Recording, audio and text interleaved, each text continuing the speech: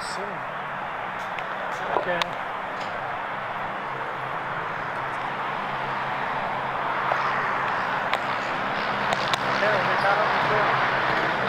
อันนี้ก็เป็นเวลา jogging time ผมลองโหลดเป็น running app มาใช้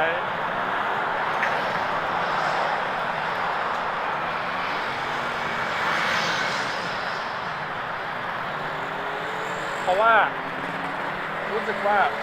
เดี๋ยวผมเปิด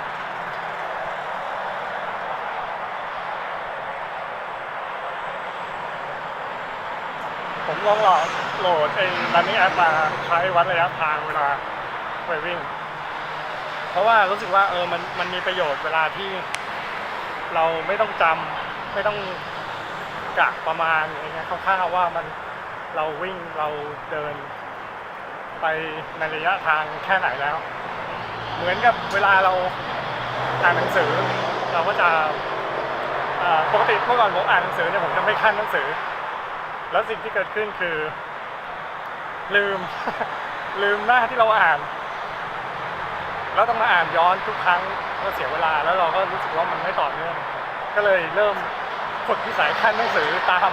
หลอนหนังสือที่เขาอ่านผมก็เลยเข้าใจว่าไอการคั่นหนังสือมันมีประโยชน์มากขนาดนั้นสำคัญ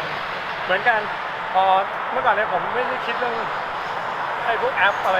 วัดระยะทาง running อะไรเนี่ยแต่พอรู้สึกพอผมเริ่มที่จะพยายามจะวิ่งให้มันจริงจังหน่อยออกกำลังกายให้มันเป็นประจำไม่ว่าจะเป็นทุกสัปดาห์หรือว่าอะไรก็ตามรู้สึกว่ามันต้องวัดระยะแล้วเราอาจจะช่วยให้เราพัฒนาการหรือว่าเพิ่มระยะทางเพิ่มขึ้นซึ่งถ้าเราไม่มีแอปช่วยเนี่ยบางทีเราเป๋เหมือนกันคือมันไม่มีอะไรมาคอยคุมเราก็ไม่ใช่เรื่องที่ว่าจำเป็นเลยสำหรับทุกคนถ้าเกิดว่าใครที่ไม่ได้ยุ่งหรือว่าสามารถจะจัดการมันได้ไม่ต้องมีปัญหาแต่ผมชอบจำแล้วผมชอบลืมก็เลยคิดว่าลองโหลดแอปมาใช้ดูแล้วก็ปรากฏว่ามันเนี่ยวันนี้จะลองไปวิ่งดูแล้วก็วัดระยะทางว่ามันจะสามารถวัดระยะทางได้แม่นยำแค่ไหนก็ลองดูแล้วก็ข้อดีก็คือผมใช้มันเหมือนกับเป็นที่การหนังสือที่ว่าแหละโอเคจะลองวันนี้อากาศก็หน้าฝนนะครับก็คือมันก็ครึ้มบ้างลมบ้างแต่ว่าก็ผมจะวิ่งตากแดดทุกทีนะโอเคไปดีกว่า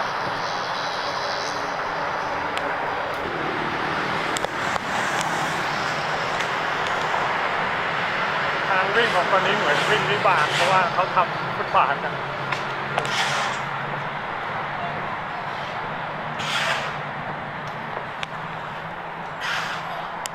ปกติผมวิ่งก็เหมือนทางวิบากอยู่แล้วเพราะว่า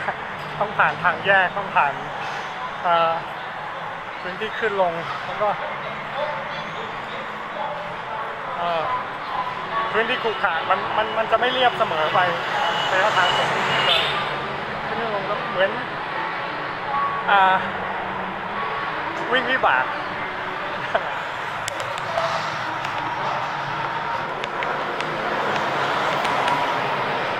มันจะขึ้นลงผมจะให้ดูเส้นทางที่เหมือนวิ่งวิบาก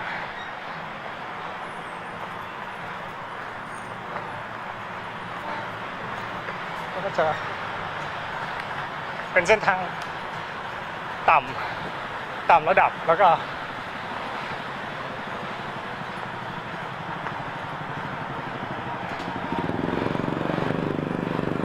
และข้างในคือทางขึ้นนี่คือสิ่งที่ผมวิ่งทุกอาทิตย์ก็จะเป็นอะไรที่บอกว่ามันสะท้อนให้เห็นถึงชีวิตจริงของคนเราจะเป็นอย่างนี้ขึ้นลงมันจะไม่เรียบเหมือนกับทางที่ปูเอาไว้อย่างดี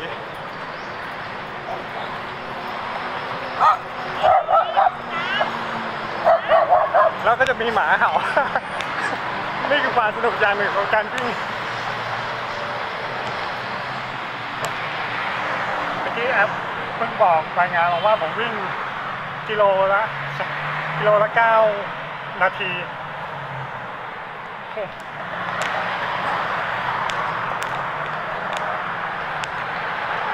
สิ่งสำคัญที่ผมได้เรียนรู้ในการเกี่ยวกับการวิ่งก็คือได้เรียนรู้มาจากการวิ่งก็คือสมาธินี่สำคัญมากแล้วก็ต้องคิดบวกว่าเราจะวิ่งได้ถึงระยะทางที่เราต้องการถ้าเราคิดลบหรือว่าคิดฟุ้งซ่านมันจะเหนื่อยเราไม่มีสมาธิแล้วเราจะวิ่งไม่ได้เราจะเหนื่อยมากผมช่วงแรกๆที่ผมเริ่มวิ่งเนี่ยจะมีอาการแบบฟุ้งซ่านมันเหมือนทำสมาธิยังไงอย่างนั้นเลยคือช่วงเริ่มต้นเนี่ยจำไม่ค่อยมีสมาธิเลยในการวิ่งแต่หลังจากนั้นก็มันก็ค่อยๆเข้าลูกเข้ารอยเพราะว่าเราไม่ได้หยุดเราก็ผมวิ่งมาต่อเนื่อง 2-3 ปีแล้วก็รู้สึกว่าเฮ้ยมันให้ความตื่นเต้นความกังวลต่างๆมันหายไปหมดเหลือแต่ว่าเราวิ่งให้ถึงจุดหมายเพื่อสุขภาพนั่นเป็นสิ่งที่ผมคิดในปัจจุบันนี้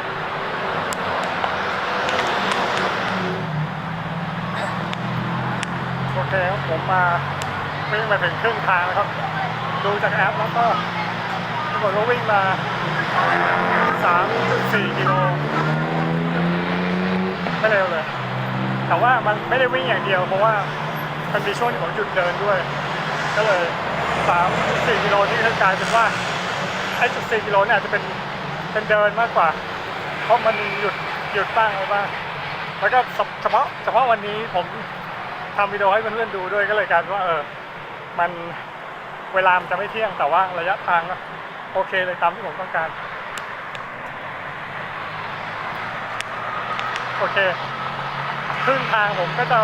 หยุดพักเดินระยะหนึ่งน่าจะประมาณกิโลหนึ่งหรือ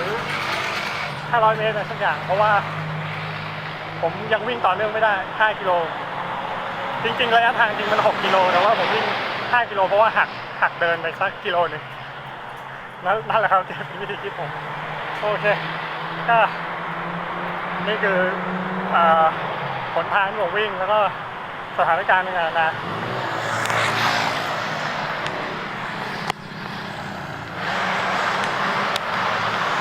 ถ้ามีระยะทางวิ่งหรือฟุตบาทที่เรียบ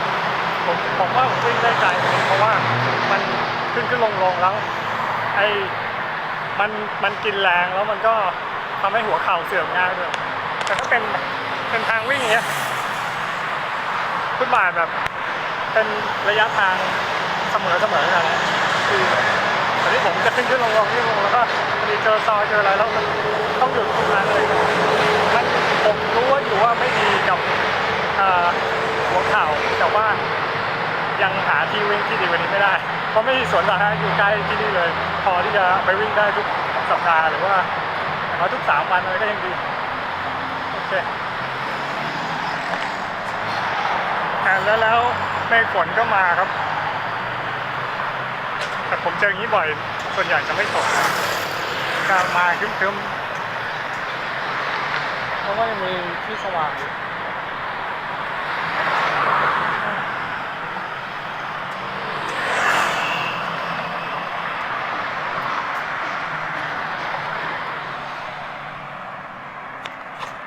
โอเคที่ฝนมีตกมาเล็กน้อยทำให้เราตื่นเต้นเราเล่นๆก็จริงๆก็ไม่ตกอีกอย่างหนึ่งที่ผมได้เรียนรู้จากการวิ่งก็คือสำหรับเพื่อประโยชน์ของการวิ่งโดยเฉพาะก็คืออย่าเกรงตัวเพราะตอนแรกๆเนี่ยผมจะวิ่งแล้วมันจะเกรงไปโดยอัตโนมัติเพราะว่าไม่ชินไม่ร่างกายมันไม่ปรับตัวให้เข้ากับการวิ่งระยะยาวมันเกรงตัวไม่ได้เราไม่ได้วิ่งไปแบบตัวแข็งเราวิ่งไปเป็นจังหวะแล้วก็ต้องรักษาระดับการหายใจด้วยอะไรอันนี้ก็ผมก็ได้รู้จากการวิ่งทั้งนั้นเลยว่าตอนแรกๆนี่จะแบบว่าเหนื่อยมากเพราะว่าหายใจไม่เป็นแล้วก็เหมือนจะหายใจไม่ทันแต่พอร่างกายมันปรับตัวได้แล้วเราก็เรียนรู้เพิ่มขึ้นก็ปรากฏว่ามันหายใจยาวๆหายใจเข้ายาวๆออกยาวๆจะเป็นสิ่งที่ได้เรียนรู้จากการวิ่งโอเค ผมจะเอ็นวิดีโอนี้แล้วเป็นสุดการวิ่งของผมอะนั่นแหละครับนี่ช่วงเวลาหนึ่งที่ผมวิ่งต่อสัปดาห์ก็เป็นอะไรที่สนุกแต่ไม่ได้สนุกแบบตื่นเต้นแล้วก็คือสนุกแบบรู้สึกดีที่ดูแลสุขภาพตัวเองแล้วก็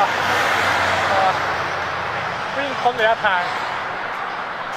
เดี๋ยวดูแอปกันดีกว่าว่ามันจับเวลาหยุดแอปก่อน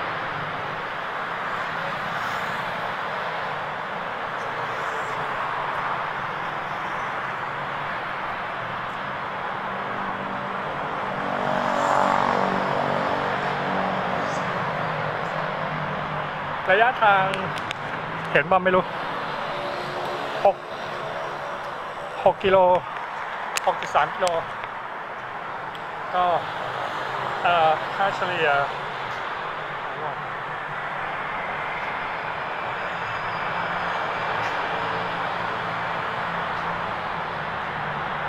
เดี๋ยวผมหยุดแอปแบบงงว่ะ เพิ่งใช้แล้วงงfinish รันโอเค 6.68 กิโลแล้วก็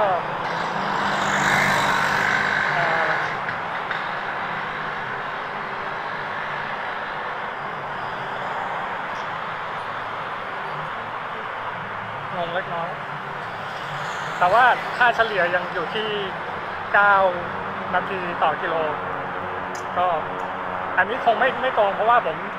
มเดินแล้วก็ทำวิดีโอนี้ไปด้วยบางทีมันหน่วงแล้วก็เดี๋ยวลองใช้ต่อไปกันเพราะว่าเพิ่งนี่ผมโหลดมาสดร้อนๆเมื่อคืนแล้วก็ลองใช้ดูแล้วก็แบบว่าโอเคผมจะไปแล้วจบการจะเรียกว่าสารคดีการวิ่งผมก็ได้สารคดีอย่างสั้นแล้วเจอกันใหม่ครับ